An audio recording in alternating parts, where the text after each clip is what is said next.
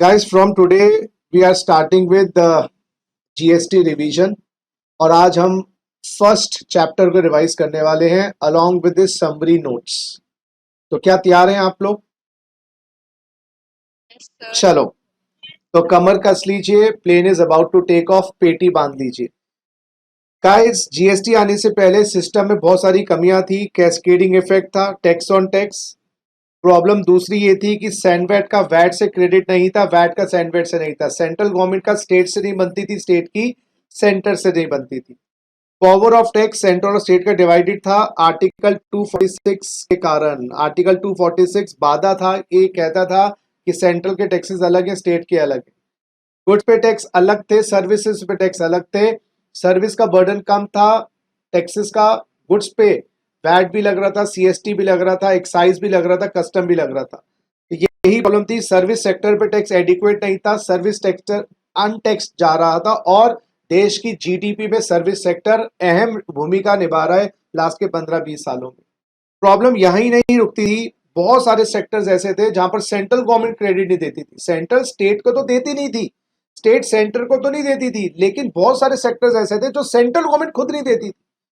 हाँ जी, और ऐसे स्टेट के बहुत सारे टैक्सेस होते हैं जो स्टेट गवर्नमेंट क्रेडिट नहीं देती थी, जैसे entry tax, octroi, luxury tax. CST का क्रेडिट नहीं था, तो दूसरी स्टेट से माल खरीदने का कोई इंसेंटिव नहीं होता था। तो भाई छोड़, दूसरी स्टेट से माल सेम स्टेट से ले, सीएसटी का क्रेडिट नहीं रहेगा। Paper formalities, multiple paper formalities, मेरे प्यारे बच्चों, मल्टीपल पेपर फॉर्मेलिटीज हो जाती थी। आपको मल्टीपल पेपर फॉर्मेलिटीज भरनी पड़ती। क्यों? अलग अलग एक्ट में रजिस्टर करवाओगे, अलग अलग टैक्सेस देने पड़ेंगे, अलग अलग रिटर्न्स फाइल करनी पड़ेंगी और सीए भी अलग अलग हायर करने पड़ेंगे या कंपनी सेक्रेटरीज भी अलग अलग हायर करने पड़ेंगे। क्यों? क्योंकि एक सीए या एक कंपनी सेक्रेटरी हर क्षेत्र में महारत हासिल नहीं करता। उसके पास सेंट्रल गवर्नमेंट के क्रॉस वेरिफिकेशन पॉसिबल नहीं थी। क्यों? स्टेट को अलग टर्नओवर दिखा दो, सेंटर को अलग टर्नओवर दिखा दो, दोनों को चूना लगा देते थे। More than 15 taxes indirect tax system में लगते थे, जिसके कारण डुप्लिसिटी थी।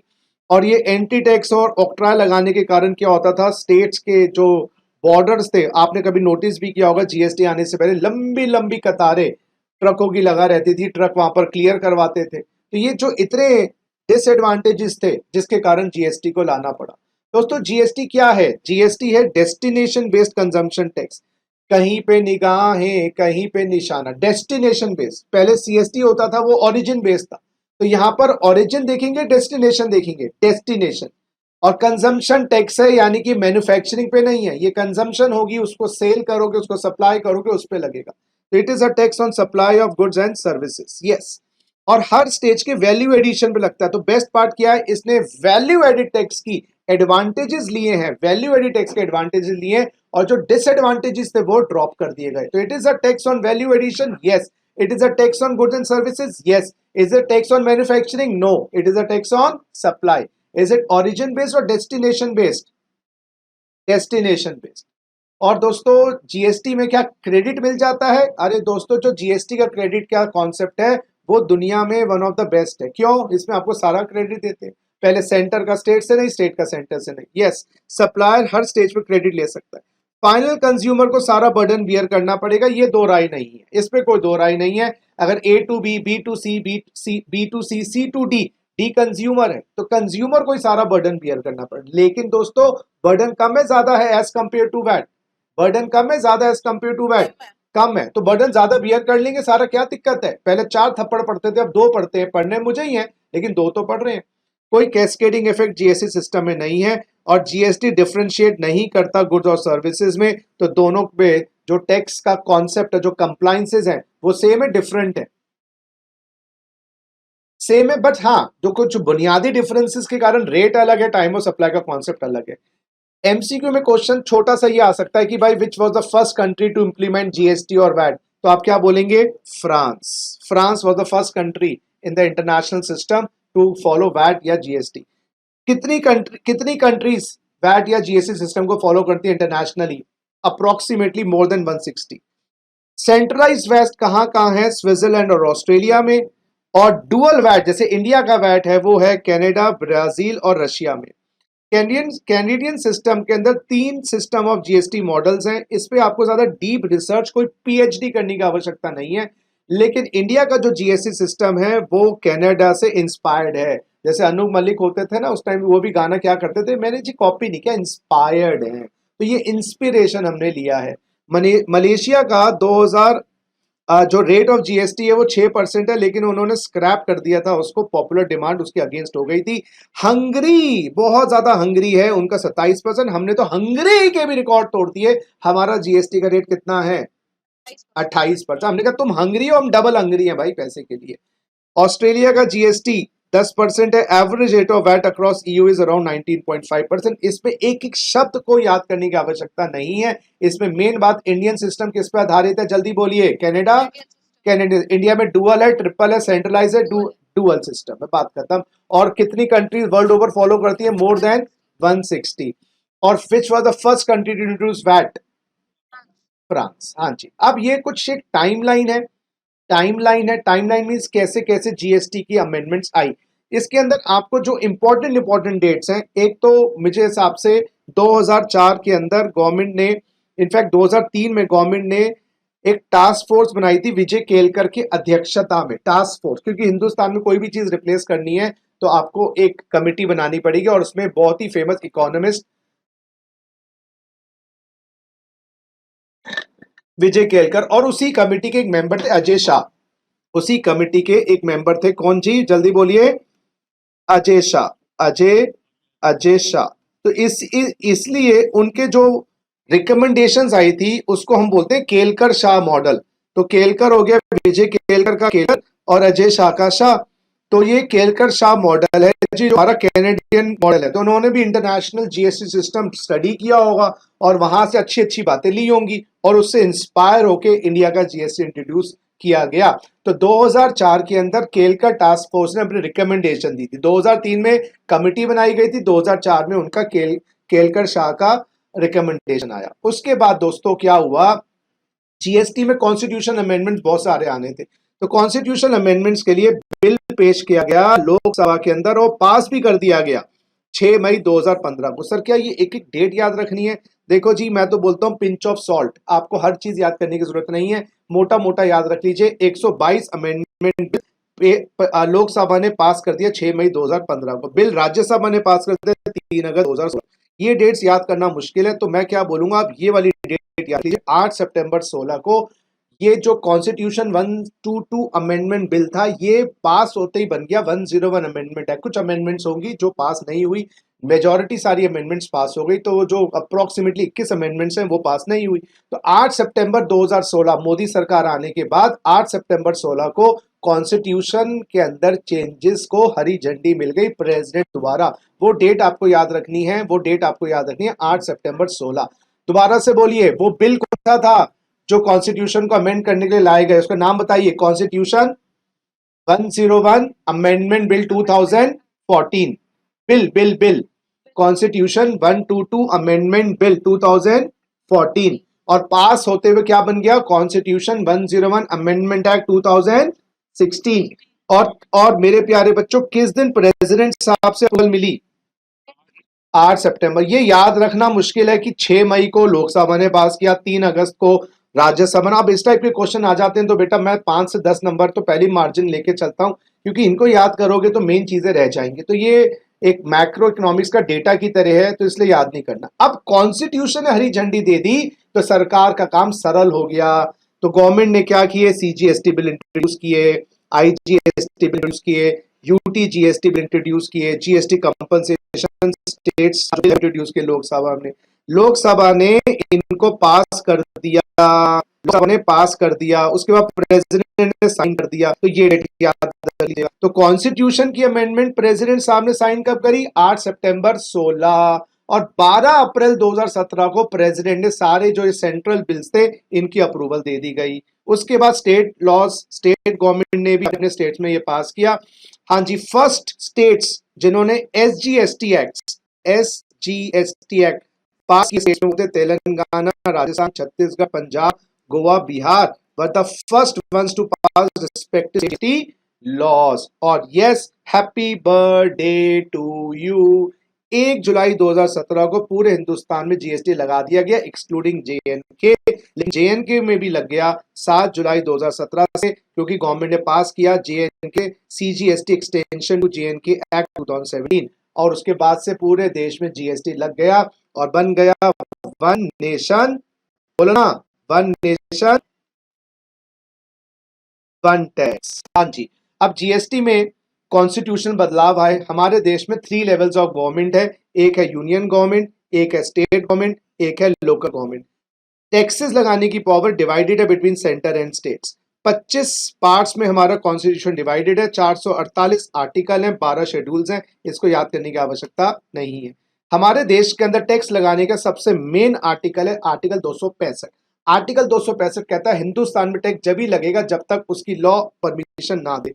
कोई टैक्स नहीं लगाया जा सकता जब तक लॉ परमिशन ना दे दे। और लॉ बनाने की बात 246 हुई है, या तो पार्लियामेंट के पास पावर है या हमारी स्टेट लेजिस्लेचर के पास पावर है, और यही रास्ते का रोड़ा था 246 आर्टिकल, क्योंकि 246 आर्टिकल हर टैक्स लगाने की पावर या हर लॉ बनाने की पावर को डिवाइड करता है बिटवीन सेंटर एंड स्टेट। इसी को सबसे पहले गवर्नमेंट ने एक नया आर्टिकल डाला गया, वो कौन सा आर्टिकल था बताइएगा, जब गवर्नमेंट ने बिल्कुल सही। तो अभी मैं थोड़ा सा हिस्टोरिकल पर्सपेक्टिव बता रहा हूं। 265 कहता है हिंदुस्तान में टैक्स लगाने के लिए लॉ की परमिशन चाहिए, और लॉ बनाने की पावर या तो पार्लियामेंट के पास है या स्टेट के पास है। और वो सुनिएगा, पार्लियामेंट और स्टेट भी जब लॉ बना सकते हैं जब उनके पास पावर हो, और वो पावर कहां मेंशन्ड है, वो पावर मेंशन्ड है, बहुत बढ़िया, 7 शेड्यूल ऑफ आर्टिकल 246, जिसमें 3 लिस्ट है, यूनियन लिस्ट, स्टेट लिस्ट और कॉन्करेंट लिस्ट। लेकिन टैक्स लगाने की पावर मेरे प्यारे बच्चों, टैक्स लगाने की पावर सेंट्रल गवर्नमेंट के पास है यूनियन लिस्ट में, और स्टेट गवर्नमेंट के पास पावर है स्टेट लिस्ट में। लेकिन कोई टैक्स लगाने की पावर कॉन्करेंट लिस्ट में नहीं थी। या तो गवर्नमेंट के पास ये ऑप्शन थी कॉन्करेंट लिस्ट में डाल देते, दोनों टैक्स लगाएंगे, यानी कि अगर घर में कोई एक्स्ट्रा बंदा आ जाए तो एक्स्ट्रा रूम दे दो, लेकिन वो बंदा बड़ी भारी भरकम है तो बेटर नहीं रहेगा कि उसको हम एक अलग घर दे दें। तो गवर्नमेंट ने सोचा कॉन्करेंट लिस्ट में डालेंगे तो इससे अच्छा हम एक नया आर्टिकल डाल दें, और इसलिए 246A एक नया आर्टिकल डाला गया जिसने बुनियाद रखी जीएसटी को इंट्रोड्यूस करने के लिए। तो the power to levy GST has been conferred by article 246A of the constitution which was introduced by the constitution 101 amendment act 2016। कुछ मेजर चेंजेस, कुछ अहम चेंजेस कॉन्स्टिट्यूशन 101 अमेंडमेंट एक्ट की आपके सामने है। सबसे पहले तो आपकी जो यूनियन लिस्ट थी उसमें से बदलाव लाने पड़ेंगे, क्योंकि जो टैक्सेस सेंटर के हैं वो एबॉलिश होंगे, कुछ टैक्सेस स्टेट के हैं वो एबॉलिश होंगे, और फिर दोनों मिलकर जिंदगी बिताएंगे जीएसटी के रूप में। तो सबसे पहले एंट्री नंबर 83 यूनियन लिस्ट की जो कस्टम ड्यूटीज लगाती है उसमें कोई बदलाव नहीं है, वो सेम टू सेम है। एंट्री नंबर 84 कौन सी थी, एक्साइज ड्यूटी की। एंट्री नंबर 84 कौन सी होती थी, ड्यूटी की। और एक्साइज ड्यूटी जो पहले बहुत सारे गुड्स पे लगाई जाती थी, अब किस पे लगाई जाएगी, 2 पे। 5 पीपी का मतलब 5 पेट्रोलियम प्रोडक्ट्स, 5 पेट्रोलियम प्रोडक्ट्स, और टीपी का मतलब तंबाकू, टोबैको प्रोडक्ट्स। और नाम बताओ, petrol, diesel, natural gas, ETF, पे लगाई जाएगी 5 पेट्रोलियम प्रोडक्ट्स पे और 1 टोबैको प्रोडक्ट्स पे। न्यूज़पेपर्स के एड्स के ऊपर जो टैक्स लगता था या बिक्री ऑफ न्यूज़पेपर पे लगता था वो एबॉलिश कर दिया गया, क्योंकि एंट्री नंबर 92 डिलीट कर दी गई। एंट्री नंबर 92 ये रिटेन है, जो सीएसटी लगाने की पावर थी तो तरीके से वो एंट्री रिटेन्ड है, लेकिन सीएसटी अब 99% के 100% चीजों से नहीं लगाया जाता। 92C सर्विस टैक्स की एंट्री थी वो डिलीट कर दी गई है। तो यहाँ पे आप कह सकते हो कि सर्विस टैक्स जीएसटी के अंदर सबस्यूम हो गया है। आप कह सकते हो कि सीएसटी भी जीएसटी में सबस्यूम हो गया है। आप कह सकते हो न्यूज़पेपर एड्स का टैक्स या न्यूज़पेपर सेल का टैक्स भी सबस्यूम हो गया है। और आप ये भी कह सकते हो excise duty except this 5 PP और टीपी सबस्यूम हो गया। सबस्यूम बोले तो समा जाना, बिल्कुल सही। और एंट्री नंबर 97 रेजिडुअल एंट्री है, वो तो अभी भी मेंटेन है कि किसी भी आइटम पे सेंट्रल गवर्नमेंट टैक्स लगा सकती है अगर वो आइटम लिस्ट 2 में और लिस्ट 3 में मेंशन नहीं है। तो ये सब चीजें रिवाइज हो गई आपकी। स्टेट लिस्ट में जो अहम बदलाव आए, एंट्री नंबर 49 जो म्युनिसिपल टैक्सेस या लैंड और बिल्डिंग पे टैक्सेस लगते हैं वो अभी भी रिटेन्ड है, उसमें कोई बदलाव नहीं है। Entry number 51 duties of excise on the following goods, state excise duties. State excise duty किस पे लग रही है? Alcoholic human consumption, opium, Indian hemp, narcotic drugs, but excluding medicine and solid preparation. तो मैं अगर आपसे पूछूं स्टेट एक्साइज ड्यूटी किस पे लग रही है? Alcoholic liquor for human consumption, beer, vodka, rum etcetera, और opium, Indian hemp, narcotic drugs इत्यादि। लेकिन अगर टॉयलेटरीज में एल्कोहलिक लिकर है, अगर आपके दवाइयों में एल्कोहलिक लिकर है या ड्रग्स है, उस पे क्या स्टेट एक्साइज लग रही है? क्वेश्चन ये। नहीं जी, उस पे क्या लगेगा? उस पे क्या लगेगा? अगर उसकी मेडिसिन कंटेनिंग अल्कोहल बिकती हैं तो उस पे क्या? बहुत बढ़िया, उस पे जीएसटी लगे। बहुत बढ़िया। एंट्री नंबर 52 था ऑक्ट्राई, डिलीट हो गया। ऑक्ट्राई डिलीट हो गया मेरे बच्चों, ऑक्ट्राई डिलीट हो गया, इसको आप टाटा बाय बाय कह सकते हैं। लेकिन बिजली का टैक्सेस एंट्री नंबर 53 के माध्यम से लग रहा है, तो क्या इलेक्ट्रिसिटी जीएसटी में आई है? हाँ ना बोलिए। नहीं आई है। अच्छा, आ गया जी एंट्री नंबर 54 वैट। वैट अब स्टेट गवर्नमेंट दो प्रोडक्ट्स पे लगा रही है, 5 पेट्रोलियम प्रोडक्ट्स और alcoholic liquor for human consumption, और किसी पे वैट नहीं लगाया जा रहा। हाँ जी, other than newspaper ads, TV ads, yes my dear friends, radio ads, उस पे स्टेट गवर्नमेंट टैक्स लगाती थी, अब वो भी डिलीट किया। हाँ जी गाइस, एंट्री नंबर 60 से प्रोफेशनल टैक्स, ट्रेड टैक्स या एम्प्लॉयमेंट टैक्स लगाया जाता था, वो अभी भी लगाया जाता है, वो जीएसटी में सब्स्यूम नहीं हुआ। एंट्री नंबर 62 के माध्यम से entertainment tax, luxury tax, betting tax, gambling tax लगाया जाता है, वो डिलीट हो गया है। लेकिन गाइस, एंटरटेनमेंट और अम्यूजमेंट पे टैक्स लगाने की पावर किसको दे दी गई है? कुछ पंचायत को, कुछ म्युनिसिपैलिटीज को, कुछ रीजनल को, तो सम लोकल अथॉरिटीज के लिए भी। और स्टेम जो पावर है वो एज इट इज अभी भी है और पहले भी थी। क्लियर है बात दोस्तों? और जो मील का पत्थर मैंने आपको बताया, जो मेन एंट्री आई है वो एंट्री कौन सी है? 246 ए। 246 से तीन बातें कहता है बेटा। इंट्रा स्टेट पर अगर लॉ लगाना है या टैक्स लगाना है इंट्रा स्टेट सप्लाई पर, तो पार्लियामेंट और स्टेट लेजिस्लेचर लॉ लेके आएगी जीएसटी के लिए इंट्रा स्टेट सप्लाई पर। इंटर स्टेट सप्लाई पे जो भी लॉ बनाएगी वो कौन बनाएगी? पार्लियामेंट। और इसीलिए पार्लियामेंट ने आईजीएसटी एक्ट पास किया है। और आपको ये बात पता होगी, इंट्रा स्टेट पे सीजीएसटी प्लस एसजीएसटी लगाया जाता है, दोनों मिलकर लगाते हैं। लेकिन यस, 246 ए अपॉर्शनमेंट की बात नहीं करता आईजीएसटी। आईजीएसटी सेंट्रल गवर्नमेंट का नहीं है, इसको आगे शेयर करना पड़ेगा। लेकिन 246 ए नहीं कहता। 246 खाली ये कहता है आईजीएसटी का लॉ कौन लेके आएगा? जल्दी बोलिए, कौन लेके आएगा? Central government. और 5 पेट्रोलियम प्रोडक्ट्स पे फ्यूचर डेट से जब जी काउंसिल रिकमेंड करेगी, जब जीएसटी आएगा। तो आर्टिकल 246 से तीन बातें कहता है। इंट्रा स्टेट सप्लाई पे जीएसटी लगाने की पावर किसको दी गई है? पार्लियामेंट और स्टेट को। और इंटर स्टेट पे आईजीएसटी लगाने की पावर किसको दी गई है? सेंट्रल गवर्नमेंट को। और 5 पेट्रोलियम प्रोडक्ट्स पे फ्यूचर डेट से जीएसटी आएगा, जब जीएसटी काउंसिल रिकमेंड करेगी, जब नोटिफाई करेंगे। ये एक आपकी मेजर चेंज है। आइए दूसरी मेजर चेंज लिस्ट की बात करें। अब देखिएगा, तीन लिस्ट में तीन आर्टिकल, आर्टिकल 248, आर्टिकल 249, आर्टिकल 250, तीन आर्टिकल्स है। आर्टिकल 248, आर्टिकल 249, 250, तीनों में ही मेरे प्यारे बच्चों सेंट्रल गवर्नमेंट के पास स्टेट गवर्नमेंट के अधिकार को छीनने की पावर है। स्टेट गवर्नमेंट के अधिकार को छीनने की पावर है। माय फ्रेंड्स, ये तीनों आर्टिकल 248, आर्टिकल 249, आर्टिकल 250 में तीनों में ही पावर है स्टेट गवर्नमेंट का अधिकार छीनने की। लेकिन 248 क्या कहता है? हम छीनेंगे नहीं। कोई आइटम अगर स्टेट लिस्ट में नहीं है, कोई आइटम कॉन्करेंट लिस्ट में नहीं है, हम उस पे लॉ बना सकते हैं। लेकिन अमेंडमेंट करके ये लाइन डाल दी गई, सब्जेक्ट टू आर्टिकल 246 ए। यानी कि अगर जीएसटी की कोई पावर है वो तो हम मिलकर ही लगाएंगे। हम जीएसटी की पावर चाहे वो स्टेट के पास किसी चीज के लिए नहीं है, हम उस अधिकार क्षेत्र में नहीं जाएंगे। यानी कि 248 ओवरराइड नहीं करता 246 ए को, ओवरराइड नहीं करता। यानी कि 246 ए की जो पावर है वो 248 में कवर नहीं हुई है। और दूसरी बात 249 में लिखा है पार्लियामेंट के पास पावर है to legislate matter in state list in national, देश हित के अंदर स्टेट लिस्ट के अधिकार को हम छीन सकते हैं। लेकिन देखो दोस्तों, यहां पर लिखा गया है इंक्लूडिंग जीएसटी अंडर आर्टिकल 246 है। तो अगर नेशनल इंटरेस्ट है, देश हित है, तो स्टेट लिस्ट में जो जो जो स्टेट की पावर है जीएसटी लगाने की, हम उसको छीन सकते हैं या उसको हम मैटर्स पे हम भी लॉ ला सकते हैं देश हित के लिए। ये प्रूफ करना पड़ेगा। और देश में कोई इमरजेंसी लगा दी जाए तो ये पार्लियामेंट के पास पावर है कि वो स्टेट लिस्ट के आइटम्स पे लॉ बना सकता है इंक्लूडिंग जीएसटी। तो कहने का मतलब ये है कि 249(1) और 251 ओवरराइड करते हैं 246A को, लेकिन आर्टिकल 248 ओवरराइड 246A को नहीं करता।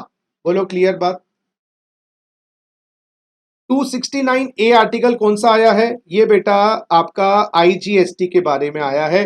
269 है, क्या लिखा है कि भाई इंटरस्टेट सप्लाई पे GST levied and collected by the central government apportioned between the centre and the states. ये लिफाफा आपका आईजीएसटी का है, लेकिन लिफाफे का जो कंटेंट है ये दोनों आधे आधा बांटेंगे। यस, पार्लियामेंट लॉ बना सकती है आईएसएस को लेकर, इंटरस्टेट सप्लाई को लेकर, लेकिन मेरे प्यारे बच्चों, उसका जो जीएसटी है वो शेयर करना पड़ेगा। और इंपोर्ट को हम डीम्ड एज इंटरस्टेट सप्लाई मानते हैं, इंपोर्ट को हम डीम्ड एज इंटरस्टेट सप्लाई मानते हैं। वैसे हम एक्सपोर्ट को भी इंटरस्टेट सप्लाई मानते हैं। यहां पर इंपोर्ट की बात की गई है, लेकिन yes, import and export are both are treated as interstate supply, but export को कहीं ना कहीं क्योंकि वो सप्लाई इंडिया से बाहर जा रही है, वो it is exempt from GST. Next major change आया है, आर्टिकल 366 डाला गया है, जिसमें जीएसटी की डेफिनेशन है, गुड्स की डेफिनेशन है, सर्विस की डेफिनेशन और स्टेट की डेफिनेशन है। जीएसटी के डेफिनेशन में आपको बता ही चुका हूं, सप्लाई ऑफ गुड्स और सर्विसेज और both except alcoholic liquor for human consumption. Goods का मतलब है all material commodities and articles, को याद करने का तरीका क्या है? एमसीए। और सर्विस क्या है? Anything other than goods. और स्टेट के अंदर बोला गया है, स्टेट तो आएगी, यूनियन टेरिटरी लेजिस्लेचर भी आएगी। कौन सी ऐसी 3 यूनियन टेरिटरीज हैं जिसका अपना लेजिस्लेचर है? पहला बताइए दोस्तों, दिल्ली, दूसरा पुडुचेरी, और तीसरा जेएनके। तीन ऐसी यूनियन टेरिटरीज हैं जिनका अपना स्टेट लेजिस्लेचर है। इनको डीम स्टेट्स माना गया है। इनको क्या माना गया है? Deem states. बिल्कुल सही, बिल्कुल सही। तो 8 यूनियन टेरिटरीज में 3 को स्टेट मान लिया गया, बाकी 5 जो दादरा वादरा हैं वो सब क्या मानी जाएंगी? Union territory. आर्टिकल 279A में जीएसटी काउंसिल की स्थापना हुई है। जीएसटी काउंसिल आपका एप्लीकेबल या लॉ एप्लीकेबल हो गया था 12 सितंबर 16 को। यस, 15 सितंबर 16 को प्रेसिडेंट साहब ने उसको हरी झंडी दे दी, उसको स्थापित कर दिया। टोटल कितने मेंबर जीएसटी काउंसिल में? 33 में एक चेयरमैन है हमारी निर्मला सीतारमन जी, एक, और जो minister of charge of finance and taxation और any other ministers nominated by the states and union territory legislature 28 + 3, तो 31 तो ये स्टेट के मेंबर्स और यूनियन टेरिटरी के मेंबर्स हो गए। और एक है union minister of state in charge of revenue and finance, छोटा जो यूनियन मिनिस्टर ऑफ फाइनेंस होता है, फाइनेंस मिनिस्टर के नीचे काम करता है, वो 1। तो टोटल कितने मेंबर्स हो गए बेटा? और क्या काउंसिल का मेन काम क्या है? वो रिकमेंड करेगी यूनियन और स्टेट्स को टैक्स के रेट्स क्या होंगे, एग्जेम्पशंस क्या होंगी, लिमिट्स क्या होंगी, डिस्प्यूट्स को कैसे खत्म करना है। वो रिकमेंड करेगा 5 पेट्रोलियम प्रोडक्ट्स पे जीएसटी कब आएगा। और ये स्पेशल कैटेगरी स्टेट्स, जो आपकी 11 स्पेशल कैटेगरी स्टेट्स हैं, जिसको हम डिस्कस करेंगे आगे जाके रजिस्ट्रेशन के टॉपिक में, वो भी लिखा हुआ है कि स्पेशल कैटेगरी स्टेट्स पे कुछ रिलैक्सेशन, कुछ उनको हम रिलैक्सेशन देंगे लिमिट्स में। वो 11 स्पेशल कैटेगरी स्टेट्स वैसे ही लिख सकते हो, अरुणाचल प्रदेश, असम, जेएनके, मणिपुर, मेघालय, मिजोरम, नागालैंड, सिक्किम, त्रिपुरा, हिमाचल प्रदेश, उत्तराखंड। इनको याद करने का तरीका भी मैं आगे जाके बताऊंगा, लेकिन आज नहीं। जीएसटी काउंसिल का जो भी डिसीजन होता है बेटा, वो 3/4 मेजोरिटी से, यानी कि 75% हाँ से होगा। तो अगर 75% हाँ होगी तो डिसीजन को पास माना जाएगा, अगर 75% हाँ नहीं हुई तो डिसीजन को फेल माना जाएगा। सेंटर के पास कितने परसेंट वोट्स होंगी? 1/3, यानी कि सेंटर की वोट है 33.33% वोट्स। और बेटा स्टेट्स के पास और वोट्स कितनी होंगी? 66.67% वोट्स। और इसको अगर हम डिवाइडेड बाय 31 कर दें, 66.67 डिवाइडेड बाय 31, तो हर एक स्टेट के पास 2.15% वोट आई, हर एक के पास 2.15% वोट आई। तो अगर मान लीजिए सेंट्रल गवर्नमेंट ने यस कर दिया और मेरे प्यारे बच्चों 15 स्टेट्स ने हाँ कर दिया। तो बताइए कितनी वोट्स हाँ में आई? बताइए दोस्तों, सेंट्रल गवर्नमेंट ने हाँ कर दिया और 15 स्टेट्स ने हाँ कर दिया। आप लोग बताइए कितनी डिसीजन हाँ में आया, यानी कितना परसेंटेज हाँ में है? तो सेंट्रल गवर्नमेंट के 33.33% वोट्स तो हाँ हो गए, और आप 15 को मल्टीप्लाई कर दो 2.15, 15 को मल्टीप्लाई करो 2.15, 32.25 प्लस 33.33, आंसर आ 65.5। डिसीजन पास हुआ फेल हुआ? फेल हो गया जी, बात खत्म। फीचर्स ऑफ 75% चाहिए, तो हर स्टेट के बाद 2.15% वोट है, यानी कि सेंट्रल गवर्नमेंट अकेला कुछ नहीं कर सकती, सारी स्टेट्स मिल जाएं अकेला कुछ नहीं कर सकती, दोनों को इकट्ठा आना पड़ेगा। तो मिनिमम स्टेट्स मेरे हिसाब से 20 है क्या? देखिए जरा, 20 इंटू 2.15 प्लस 33.33, तो यस मिनिमम 20 स्टेट्स को हाँ करनी पड़ेगी सेंटर के साथ आउट ऑफ 31, जब जाके डिसीजन लिया जाता है, अदरवाइज डिसीजन फेल हो जाता है। बात क्लियर है दोस्तों? चलिए, features of GST, dual GST, ये आपको पता ही है, इंट्रा स्टेट सप्लाई पे सेंट्रल और स्टेट गवर्नमेंट लगा के लगाएंगे, और इंटर यूनियन टेरिटरी पे सेंट्रल और यूनियन टेरिटरी मिलकर लगाएंगे। ये जीएसटी का जो सीजीएसटी का टैक्स है वो सेंट्रल गवर्नमेंट लगाती है, सेंट्रल गवर्नमेंट जीएसटी एक्ट के अंतर्गत लगाती है, इंट्रा स्टेट या इंट्रा यूनियन टेरिटरी पे लगाती है। एसजीएसटी मेरे प्यारे बच्चों स्टेट गवर्नमेंट लगाती है, एसजीएसटी एक्ट में लगाती है, और इंट्रा स्टेट या inter union territories with state legislature supplies पे लगता है। यानी कि अगर दिल्ली की बात करें तो कौन सा टैक्स लगेगा दिल्ली के अंदर? CGST plus SGST. यूपी की बात करें कौन सा टैक्स लगेगा? CGST plus SGST. अगर हम दादरा नगर हवेली वाली बात करें, गोवा दम द, हाँ सीजीएसटी प्लस यूटीजीएसटी। अगर हम चंडीगढ़ की बात करें, चंडीगढ़ के अंदर सीजीएसटी प्लस यूटीजीएसटी। तो अगर सीजीएसटी है, ये इंट्रा स्टेट पे भी लगता है, इंट्रा यूनियन टेरिटरी पे लगता है। सीजी सेंट्रल गवर्नमेंट तो हर जगह है, स्टेट गवर्नमेंट वाला स्टेट्स पे और डीम स्टेट्स पे लगता है, और यूनियन टेरिटरी वाला ऑब्वियसली वो उस यूनियन टेरिटरी पे लगता है जिसमें स्टेट लेजिस्लेचर नहीं है। तो लद्दाख पे यूटी लगेगा, जम्मू कश्मीर में एसजी लगेगा, क्योंकि जम्मू कश्मीर में अभी स्टेट गवर्नमेंट नहीं है, लेकिन लेजिस्लेचर का प्रोविजन है, आगे जाके आ जाएगी। हाँ जी, हमारे देश में यूनियन टेरिटरीज जो जीएसटी के पर्पस में है 2114 में 5 है, अंडमान, लक्षद्वीप, दादरा नगर हवेली, चंडीगढ़ और लद्दाख। 5 हो गई ना, क्योंकि वो 3 जो यूनियन टेरिटरीज उनको क्या माना गया है? स्टेट। हाँ जी, और ये सारा काम हुआ है जेएनके रीऑर्गेनाइजेशन एक्ट 2019 के अंतर्गत। जेएनके को 2 यूनियन टेरिटरीज में डिवाइड किया गया, JNK and Ladakh. Union territory of JNK को यूनियन टेरिटरी विद लेजिस्लेचर माना गया, तो इसको डीम स्टेट का दर्जा मिल गया मेरे प्यारे बच्चों, डीम स्टेट का दर्जा मिल गया। और यूनियन टेरिटरी ऑफ लद्दाख को यूनियन टेरिटरी विदाउट लेजिस्लेचर माना गया, तो ऑब्वियसली इसकी सप्लाई पे लगेगा सीजी प्लस एसजी, और यहाँ पर जो लगेगा सीजी प्लस यूटी। ठीक है ना? उसके बाद मेरे प्यारे बच्चों 26 जनवरी 2020 को 2 यूनियन टेरिटरी की शादी हो गई थी, दादरा नगर हवेली और दमन एंड दीव को merge together to make one. IGST हमने आपको पहले ही बता दिया, जहां पर भी बॉर्डर क्रॉस होगा वहां पर आईजीएसटी लगेगा, बॉर्डर चाहे स्टेट का हो, बॉर्डर चाहे इंडिया का हो, बॉर्डर चाहे यूनियन टेरिटरी का हो, जहां पर भी बॉर्डर क्रॉस होगा आईजीएसटी लगेगा। सेंट्रल गवर्नमेंट लगाएगी, बाद में शेयर करेगी स्टेट के साथ। और जीएसटी सेस सेंट्रल गवर्नमेंट लगाएगी, GST compensation to states act के अंतर्गत स्पेसिफाइड गुड्स पे लगाएगी to compensate the state governments for the loss of revenue for introduction of GST.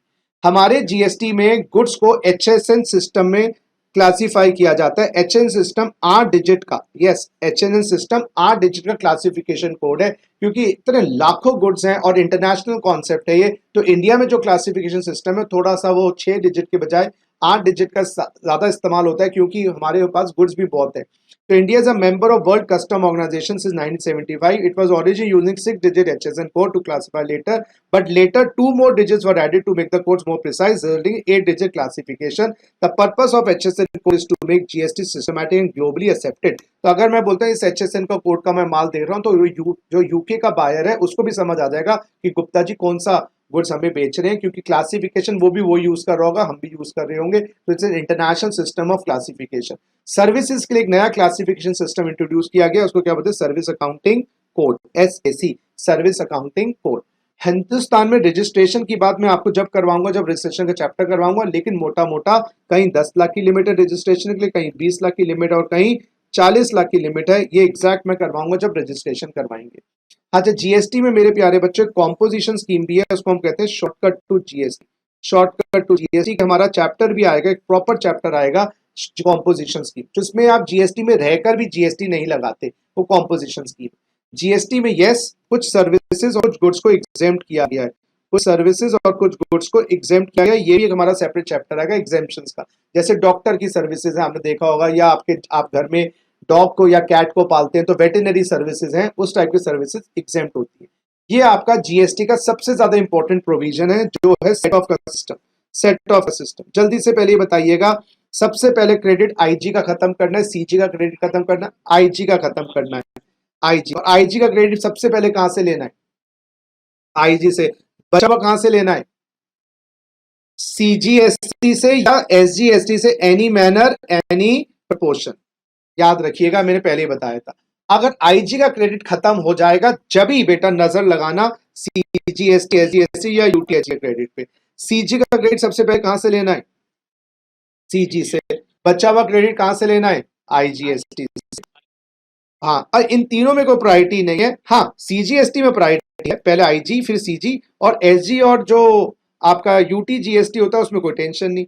SGST credit कहां से लेना है? एसजीएसटी। एक बात याद, हाँ फिर आईजी पे जाना है, बिल्कुल सही। अच्छा बच्चों, सीजीएसटी का क्रेडिट एसजीएसटी से नहीं जाएगा और एसजीएसटी का क्रेडिट सीजीएसटी से नहीं जाएगा। तो सेंटर का क्रेडिट स्टेट से नहीं है, स्टेट का क्रेडिट सेंटर से नहीं है। सीजी का सीजी से और आईजी से है, और एसजी का एसजी से और आईजी से, लेकिन सीजी और एसजी का डायरेक्ट क्रेडिट आपस में नहीं है। हाँ जी, जीएसटी का जो वेबसाइट है gst.gov.in, it is maintained by GSTN, it is maintained by GSTN, सारा का सारा कंप्यूटर इंफ्रास्ट्रक्चर जीएसटीएन। और GSTN is a section 8 company, जिसको इंफोसिस कंपनी को ठेका दिया हुआ चलाने का। तो कंपनी इनकॉर्पोरेटेड अंडर सेक्शन 8, तो GSTN is a section 8 company which manages the entire IT structure of the GST। इस पोर्टल के थ्रू, इस वेबसाइट के थ्रू हम रजिस्ट्रेशन कर सकते हैं, पेमेंट कर सकते हैं, रिटर्न्स फाइल कर सकते हैं, और सेंटर और स्टेट्स कोऑर्डिनेट करते हैं अपने इसके बेसिस पर। यस, तो बैंक सारे स्टेक होल्डर जो हैं सबको इस वेबसाइट के थ्रू जीएसटीएसएन से या जीएसटी से लिंक करा गया है। ये जीएसटी सुविधा प्रोवाइडर्स है और एप्लीकेशन सुविधा प्रोवाइडर्स है। जीएसटी सुविधा प्रोवाइडर्स है और एप्लीकेशन सुविधा प्रोवाइडर्स है। ये क्या है? जीएसटी सुविधा प्रोवाइडर्स आर इंटरमीडियरीज, जिसको गवर्नमेंट सर्टिफिकेट देगी, उनके पास जाके आप काम करवा सकते हो। और एप्लीकेशन सुविधा प्रोवाइडर्स क्या है? ये एप्लीकेशन बनाएंगे सो दैट आप अपने रिटर्न्स को उस एप्लीकेशन के माध्यम से जीएसटी के पोर्टल पे फाइल कर दे। तो जीएसटी में आप लोगों को आईटी के रूप में दिक्कत ना हो, तो जीएसटी सुविधा प्रोवाइडर और एप्लीकेशन सुविधा प्रोवाइडर का कॉन्सेप्ट डाला गया है। एप्लीकेशन सुविधा provider will provide you the software, whereas GST सुविधा provider will provide you services of uploading your return. ये टैक्सेस जीएसटी के सब्स्यूम हो गए हैं सेंट्रल टैक्सेस के। कहां पर? जीएसटी के अंतर्गत। सेंट्रल एक्साइज ड्यूटी चली गई है, लेकिन कहां रह गई है? जल्दी बताइए, कहां रह गई है central excise duty? Petroleum products और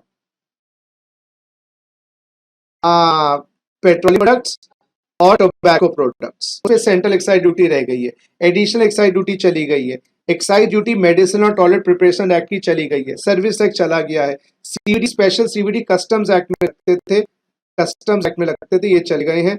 तो जो अगर कस्टम्स एक्ट सिलेबस में नहीं है तो आपको याद करने की जरूरत नहीं है। सेंट्रल सेल टैक्स चला गया है, सेंट्रल सरचार्जेस और सेसेस चले गए हैं।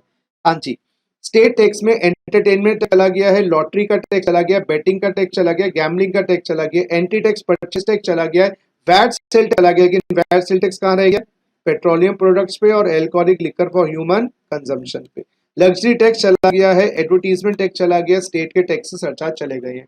एंटरटेनमेंट टैक्स कुछ लोकल बॉडीज लगाती हैं, वो अभी भी है। बात समझ आ रही है मेरी? और जीएसटी आने के बाद जो बेनिफिट हुआ है, यस, इंडिया वन नेशन बन गया, वन टैक्स, तो कॉमन मार्केट बन गई है। कैस्केडिंग इफेक्ट खत्म हो गया है, मल्टीपल टैक्स से डबल टैक्सेशन चला गया है। मेक इन इंडिया को बूस्ट मिला है और गवर्नमेंट को रेवेन्यूज का भी बूस्ट मिला है, क्योंकि सर्टेनिटी है, टैक्स इवेजन कम है। That's all about it. तो how much time did it take to revise the entire chapter? 25 minutes. So it was such an easy thing. We did this in 3 or 4 classes. Now in 20 minutes this is being done. इसी तरीके से आगे हम आगे और chapters भी revise करेंगे. That's all for today, guys. Take care. Thank you. Bye bye. Bye bye. Bye bye.